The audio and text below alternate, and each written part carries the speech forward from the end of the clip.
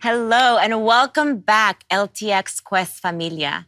We are back here at the Innovators Table where we are exploring some new emerging trends and technology. And today you are in for a treat. We have Carlos here to talk a little bit more about the workforce development side of this special space that we're in. But before we dive into those meaty questions, Carlos, ¿quién eres? Who are you? Question of the day. I'm really humbled to be here. Thank you so much.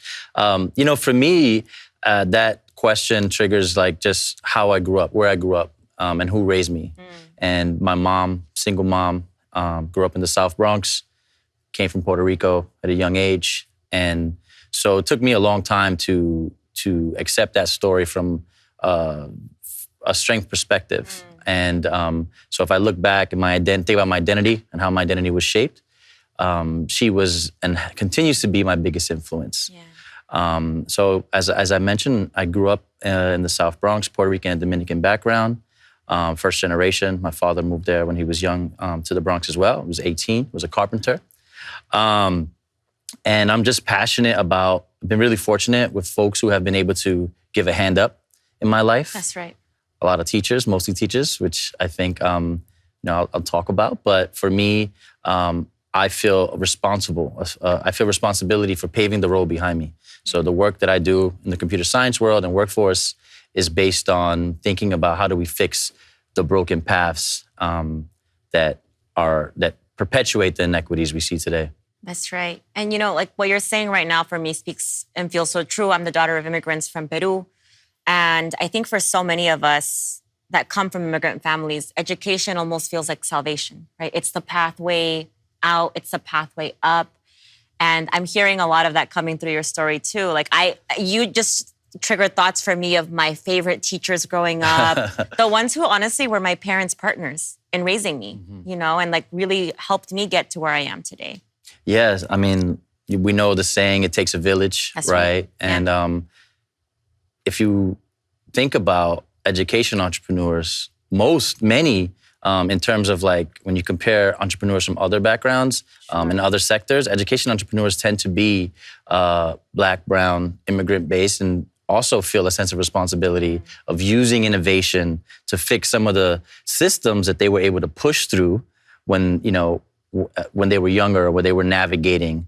So similarly, that's what has inspired me is to think about what were some of those challenges that we could leverage technology to fix that wasn't available when I was young and navigating online with America Online and, doing those things. Yeah, and like I hear the passion in your voice. Like I feel very similarly, but I can imagine so right now I'm currently doing my MBA program at MIT.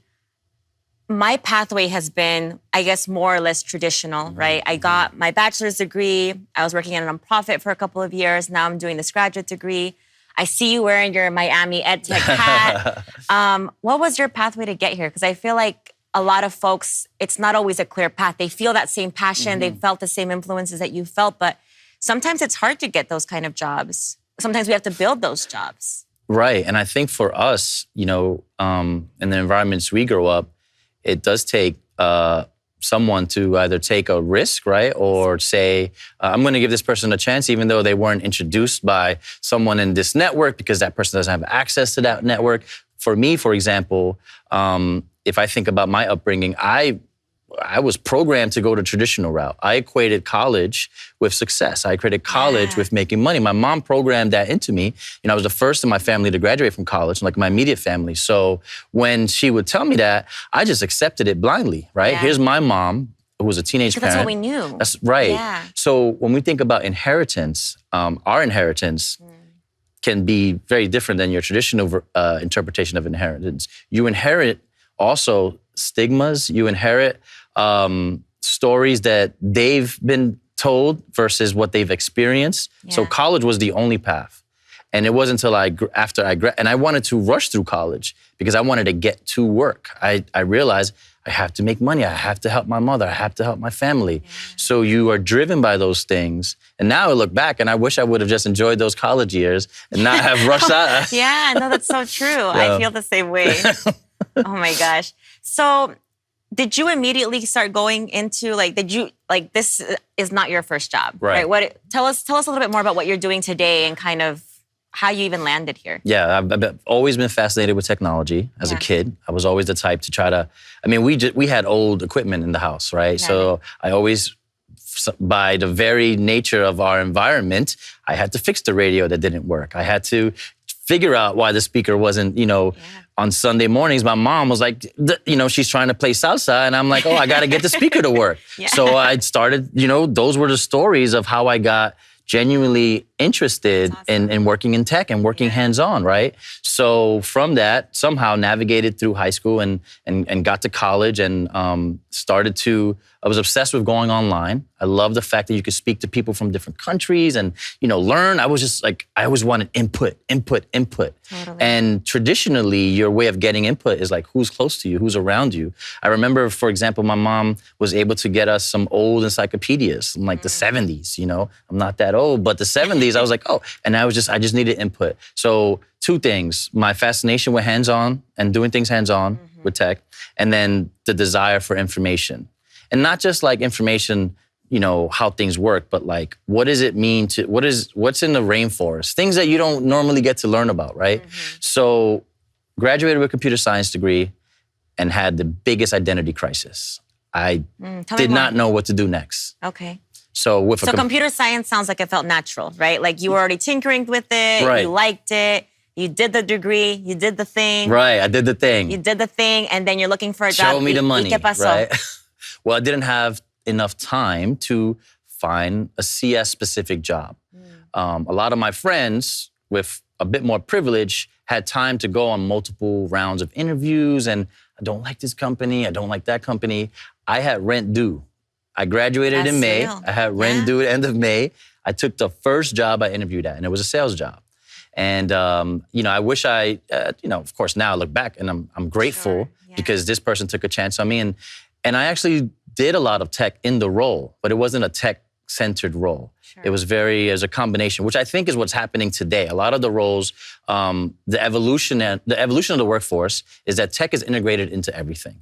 Back then, you had one person who kind of was a tech person. Even in schools, you had the teacher who was a tech teacher, the lab that was a tech lab. Every teacher sent you to that teacher, and eventually I became that teacher.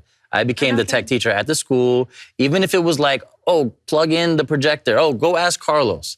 And I realized, well, let me just show you, because the blue part goes into the blue part, and then it'll project.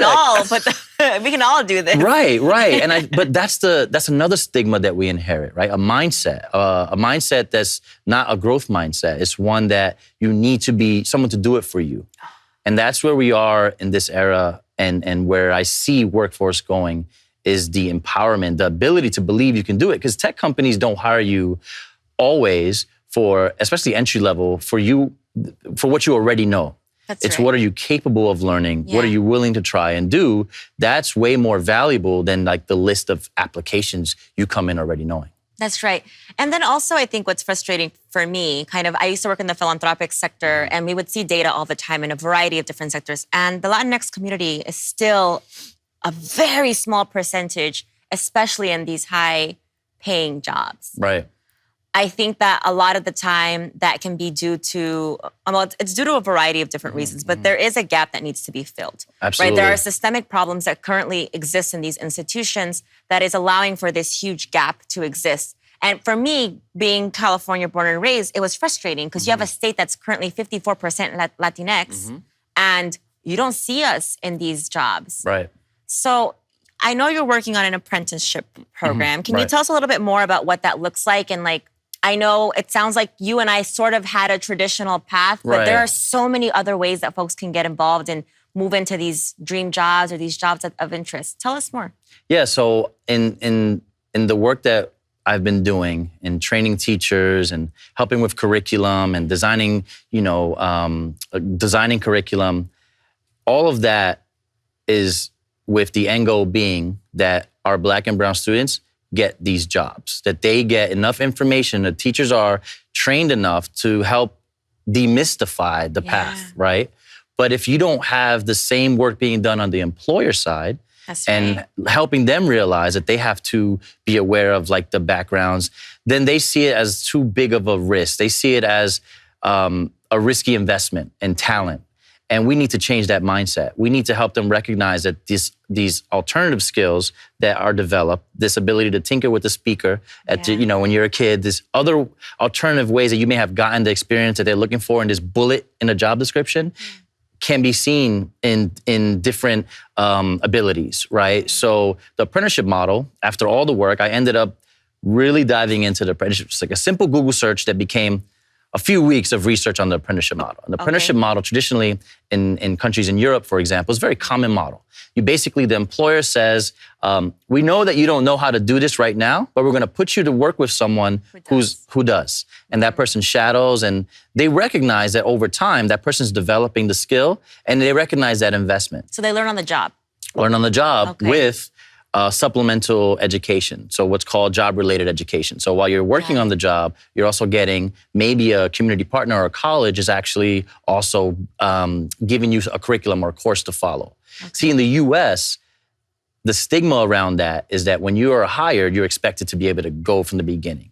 And that's one of the biggest challenges we've seen with internships and apprenticeship programs overall, is that they don't recognize the time it takes to learn the skill, because at some point you're able to perform at the same level as the person who just taught you.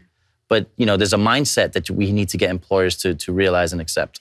That's awesome. And so how would somebody that they just heard you say that, they're watching us right now, and like, that sounds actually really cool. How do I get to do that? What's the answer?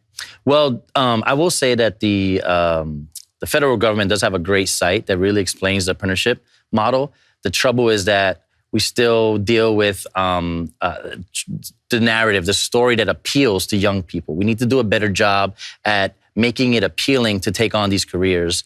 At the same time, our site, GoSprout.app, our platform provides an easy way for companies to launch a registered apprenticeship program. Because that's one of the biggest challenges too. To launch a registered apprenticeship program, like most traditional federal opportunities, tons of paperwork. And so what we learned in the research was that how do we make it easier? And this is where tech comes in. Tech makes it easier. So our platform easily onboards an apprentice and creates a roadmap for them based on the role that the company has picked from our database of job descriptions. That's awesome. And can you tell us what it's the website one more time? Absolutely. GoSprout.app. Okay. All right. Hopefully we'll be able to put that on the screen. So as you said it right now, we'll put it up there. Right. That's amazing. And I think, are you seeing any changes right now that you all are kind of launching? Like what changes are you seeing in the industry? Because I think, as you just said right now, it's a multi-pronged approach, right? To try and change these systems. Exactly. There's so many levers that have to kind of adjust in order to make a systems change. The employer side, the employee side, the community side, the funding side. So what we're seeing, a couple of trends that we've been aware of. First of all, the apprenticeship, the number of registered apprenticeship programs have increased over the last 10 years. Now. And what companies are you working with for that, for example? Who's So hiring? right now we're looking at working with large community college institutions who are looking for placement, and career service departments who are exploring it. At the same time, looking at some of your Fortune 100 companies to help them, because there's also funding available for them to support and invest in new talent that they historically might not be able to access.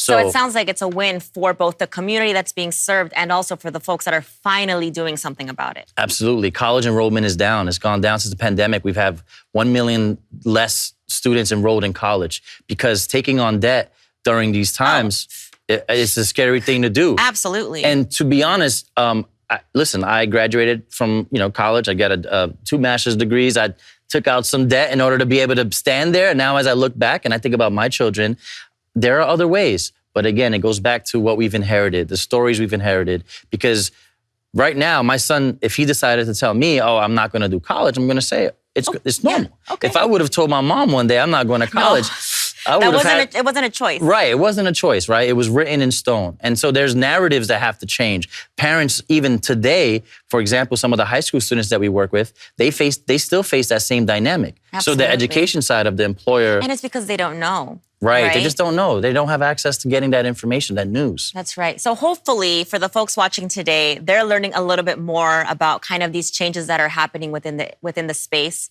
right? How we're revamping almost workforce development as well, because I think I think back on my path as well. I'm like, it was so traditional and I'm doing fine. But I see a lot of my younger cousins who are interested in roles like this, and they're just like, I want to do something different than what you did. And I think this is absolutely amazing.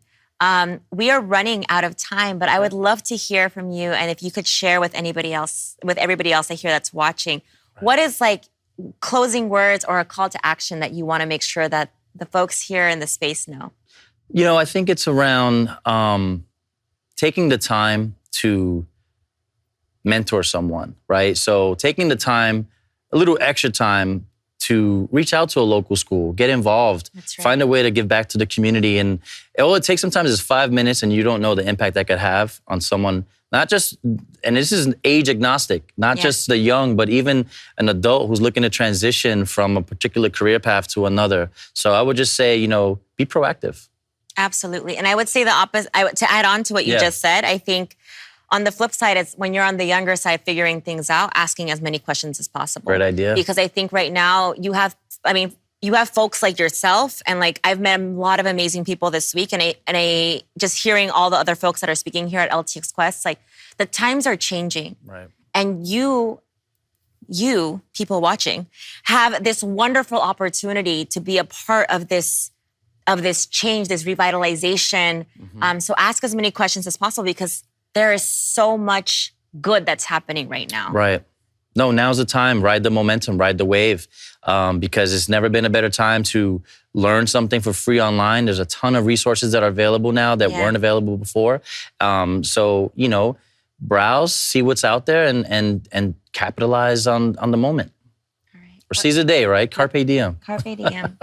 Bueno, Carlos, it was awesome being able to chat with you today. Thank you so much. Of course, thank you. And to our LTX Quest familia, thank you so much. Mil gracias. I hope you all learned a little bit more from our amazing Carlos. And we'll keep seeing you at the other sessions.